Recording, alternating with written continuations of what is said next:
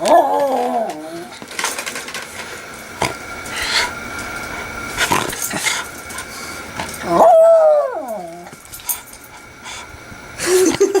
wants to close up.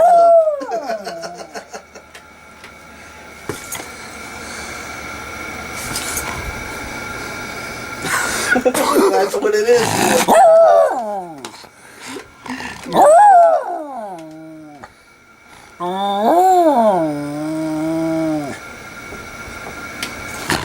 Oh!